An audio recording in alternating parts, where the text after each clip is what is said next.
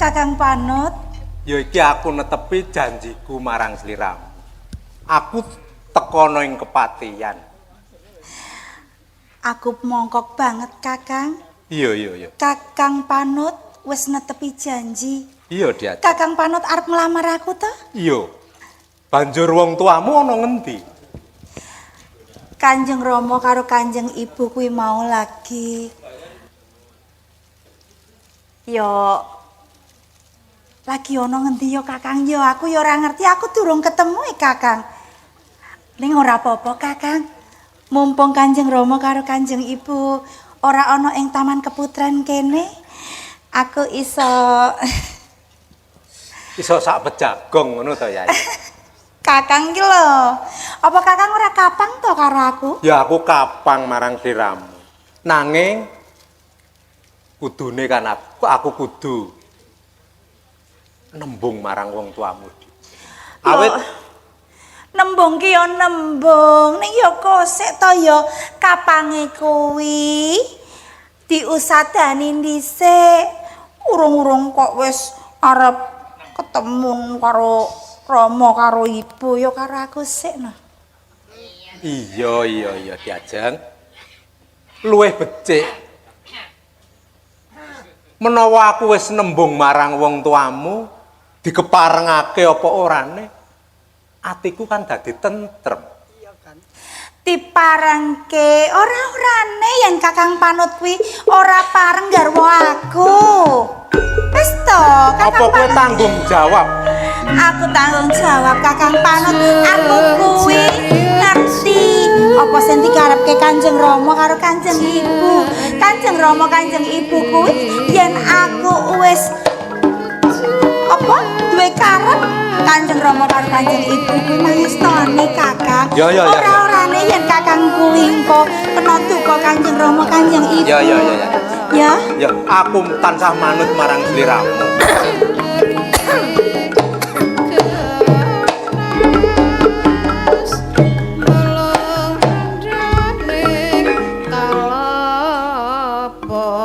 Kanjeng Ibu.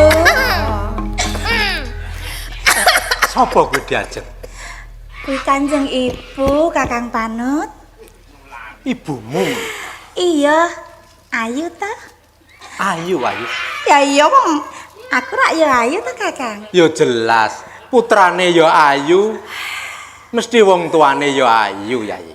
Lah iya, kuwi Kanjeng Ibu. Kanjeng Ibu kuwi piyayine ora sawedi Kakang. Kanjeng Ibu napa nembe gerah? Kecemplungan percil. Lah kok saged kecemplungan percil menika? Napa Kanjeng Ibu wau slulung wonten kalen? Slulum ning kalen jedul etuk yuyu. Lah, lak mboten kejabet kalian yuyunipun? Ibu ki kulino japet kok kejap. Kelo nek olah-olah kane japet jenenge. Oh, lak ngaten. Lah kula menika kulino japet. Japet napa ngoten lho? Cucur. Cucur. Oh, apem. Napa ta? Sopo? Ngene Kanjeng Ibu. Apa kok kaya uler keket kolat-kolat? Iki ngapa e? Menika Kaki sapa? Kakang Panut. Sik unduh-unduh ka apa? Mboten, Kanjeng Ibu. Lah sing unduh-unduh karak ya Panut to? Benten. Bedane apa? Benten tiange lho. Beda to? Oh, anu. Kanjeng Ibu kira-kira permono. Iki menawi nika lek Panut lak nggih pun sepo, pun ompong. Nek niki lak nggih Wong wedok kok ngetek kaya ngono. Kene lenggah kene. Anu, Lenggah. Anu kok niku wonten pakune. Paku apa? Niku kula mengke ndak sinjange suwe nek lenggah mriku ibu kula mriki mawon. Paku apa? Paku aja. Wong kok nek matur kok kaya ngono to. Kowe kira yo ngisen-isen ke aku to. Lingsen ibu nek kuwi roh kaya ngono kuwi nyawan kahanan kaya ngene iki aku jur kelingan. Kelingan apa Kanjeng Ibu? Kelingan kalian bapak. Ora, aku ya ora sak kaya kowe iki ora kok. Aku apa perlune? Napa perlune? Oh nggih kula nggih tak napa. Sembrono banget. Pripun Sana, to? Dana. Dana. Wong wadon ki mbok ya dijaga. Ora kaya ngono wi. Lah kula nggih naming nderek Kanjeng Ibu ngendikane napa perlune nggih kula napa perlune. Nek wong ki ya dipilah-pilahke nek ibu ki ngendika apa ki ibu ki ngendika geguyon apa ibu ki tenanan ngono wi lho. Lah ibu wau ngendikane geguyon apa ketenanan? Ora dong aku yoan. Lenggah. Nggih. Lenggah. Nggih. Wah cetat. Anu. Ger. Jenengmu sapa? Kula panut Den Ayu. Panut jenengmu. Nun injih. Anu. Ngapa? Lanjur ngapa? Aku ki nglesik. Alah. Tak mrene. Mrene. Nek Kanjeng Ibu mboten nyepengi Kakang Panut. Ora, ibu ora arep nyekeli. Kula mawon sing nyepengi. Aduh. Tobat, selamat. Aku mbiyen ki ya ora nyidam kaya ngono kok dadi nyidam kaya klet kaya ngono ta. Ger. Dalam. Umiati. Injih Kanjeng Ibu. Injih Kanjeng Ibu. Aduh, tak kintung-kintak. Injih Kanjeng Ibu. Aduh. Kowe lenjuk ngene iki lho aku. Kakang Panut Apa? Kowe seneng karo Panut kuwi seneng. nggih. Tresno. Tresno Kanjeng Ibu. Aduh, le macet to tresno Kanjeng Ibu. Nek tresno kuwi njur ngono wi nggih. Lah pripun kedahipun? Wong wadon kuwi ana regane. Pinten? Kok njuk pinten? Lah wau wonten regine Kanjeng Ibu Tegese wong wadon kuwi iso njaga harga dirimu. Ragamu yo aja nyah-nyoh kaya ngono wi plak-plek nek kowe engko njuk ngantek ngene. Kepiye? Ngeten? Heeh. Kok iso ngono? Nggih. Kok saged ngoten? Kowe engko nek kadukaran Kanjeng Rama kuwi ndrawasi. Nek ibu wae ora apa-apa. Ya Ibu matur kalian Kanjeng Rama, Ibu ngendika kalian Kanjeng Rama supados Kanjeng Rama menika saruja menawi kula kalian Kakang Panut. Lah nek ibu kuwi nyaruti kuwi to. Nek beda penemune antara ibu karo ramamu ki beda. Nggih mboten dibentenke ngoten lho. Sami Kanjeng Ibu sarujuk, Kanjeng Rama. Oh iya. Kanjeng Rama monggo. Nggih. Kanjeng Rama. Aduh, aku kon nang ndi iki. Kakang. Ya jeng miatur. Nggih wonten dawuh Kang Mas. Sliramu ki piye to? Kaget aku. Klentu meleh. Kula pripun? Wonten menapa to Kang Mas? Cetok ketok oleh isih kumbi to diajeng. Mangke rumiyin. Lepat kula menika menapa? Mbok panjenengan menika ngendika kemawon. Luputmu iki diajeng ngono wis cetok. Kula menika ora ya bingung ta? Talinganku ora budheg. Nggih, Mripatku ya wis cetha. cetok. Aku wis sak wetara jumeneng ing sak ya baning taman. Tegese apa? Aku mireng dhewe Aku weruh dhewe Nggih. yen sliramu karo putramu Umiati Nggih. karo pawan iki ora kleru Panut. panut Nggih. duandum katresnan karo Umiati ngono to. Nah, sak menika ngaten Kang Mas. Gegandengan panjenengan dalem menika sampun mresani piyambak, mangertosi piyambak. Menawi Umiatin menika tresna kalian panut. Sak menika ngaten. Awakipun piyambak menika sampun nyepaki gadah butuh. Piye meneh ya wong putrane wis padha tresnane antuk runtung terpundi-pundi. Lah inggih dipun ijabaken kemawon Kang Mas. Pados dinten ingkang sae. Rak ya ngono to, Nggih. Injih leres Kanjeng Ibu. Menika. Ya, Jeng. Pripun? Para winasis padha ndika. Menapa? Wong jejuduan ki kudu ndelok bibit, bebet lan bobot. Presa to? Nggih. Presa apa ora? Injih. Apa tekse bibit? Cara wangat nandur jagung, Injih. milih wiji kang apik. Injih. Besok tembe mburine men metu. Pametu kang apik, kang akeh. Metune nggih sae. Ngaten to?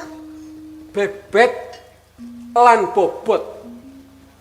Bocah kuwi duwe pangkat derajat apa?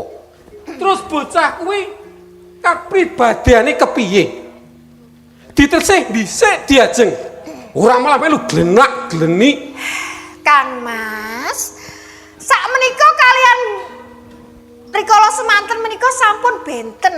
Benten alamipun, benten kawontenanipun. Nek rumiyin nggih bebet bobot bibit menika nggih. Nang sak menika nek wis padha lanang karo wedok padha senenge ya gathok dadi siji. Ora iso. Terus pundi to? Ora iso. Ya jeng ngerti dhewe, preso dhewe. Nggih. Sapa aku? Panjenengan pepatih. Patih Nggih. Noto Ingkang Suteto. gadah derajat saha pangkat ingkang inggil. Nah, apa silemu ora isin yang duwe mantu? Bocah sing ora cetha, Kula Kang Mas. dipresani wae sandangane. Kanjeng Rama. Kakang Panut ajeng tinapake. Sapa asmane? Panut. Panut. Nggih. Mesti iki bocah desa sasa sing ora cetha. Kang Mas, panjenengan Apa dene wong tresna ki ming cukup tramangan tresna ngono apa?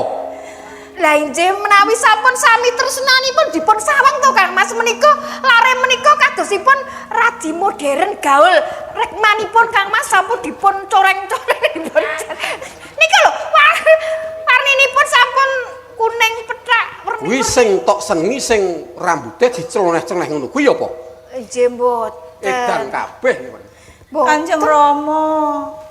Matur dhewe nggih rangel wong tuamu ki pancen angel. Putraku nggir Umiati. Nggih. Sliramu ki putraning Patih, putraning Piyayi luhur. Pasuryanmu ayu. Kok kowe mengopeni Panut? Njur ketok apa to bocah ki? Ketok bagus. Saiki sing tok sawang apane? Rasa sumelang. Umpama Kanjeng gampang Rama. ya ora kersa. Senajan aku kok tak kira bagus aku. Kanjeng Rama, nanging kula menika tresna kalian Kakang Sarujuk Panut. iki Patih. Apa cukup wong bobran kuwi dipakani tresna ngono apa? Nggih mboten. Ananging menawi Kakang Panut menika dados garwa kula, Kakang Panut langgih mangke saged to Kanjeng Rama. Kakang Panut menika mangke saged dados napa ngoten Kanjeng Rama? Ya dipun padosaken pedamelan Lah, ingkang sae. dipun padosaken pedamelan ingkang sae wong Kanjeng Rama Patih patih kok. kok. Ora, Pareng nggih Kanjeng. Ora. Kanjeng Rama. ora sak gampang kuwi. Amit dalem 1000 Regana Patih. Piye? Kula dumugi wonten ing kepatihan menika awit rasa tresna kula dumateng Diajeng. Nah, Pramila menika Kang Mas. Panjenengan dalem sampun wonten, nyipate sampun wonten. Kula badhe nyuwun diajeng Umiati. Arep rabeni ngono apa? Badhe kula pendet garwa. Kakang Panut. Kuwi. Pareng ta Kuwi Kanjeng Rama. ulanganmu diajeng. Kula mboten mulang. Wong kula nggih mboten mulang ngeten menika kok. Umiati. nggih. Mrene. Kang Mas, estu Kang Mas. Mrene. Nyun Mboten. dipun penggalih nggih. Jejer ibumu kene Umiati. Nanging Kanjeng Rama sarujuk riyen nggih, Kanjeng Rama mangestoni kula kalian Kakang Panut. Panut. Kados pundi Renopati? Apa kowe ya saya tak pisahke karo putraku Umiati? Kula sampun rasa tresna kula dumateng Umiati. Umiati. Dados kula mboten saged pisah Renopati. Kanjeng Rama. Umiati. Kanjeng Badhe Rama. menapa panjenengan? Apa kowe ya ora tak ndake ngopo Umiati? Kanjeng Rama. Lair tanda sing batin kula tresna kalian Kakang Panut Kanjeng Rama. Wis ora iso tak pisahke. Ampun Kanjeng Rama. Temenan. Kang Saestu Kanjeng Rama ampun. Yen ngono iki kang bakal misahke tresnaku. Kanjeng Rama. Kang Mas, kula aturi hemut Kang. Kakang Panut. Kula aturi hemut Kang Mas, menawi panjenengan menika tumindak kados ngaten menika tentu badhe wonten Kanjeng Rama. Kantenan menawi ngaten menika to Kang Mas, kula aturi hemut. Aduh, Kanjeng Rama menika kok ngetekel wonten lho Kakang Panut. Aku ki ora edan. Aku waras diajeng. Aku tumindak ngene iki janjan karo keluarga ke putramu ya anakku si Umiati. menika putranipun sampun sami tresnanipun Kang Mas.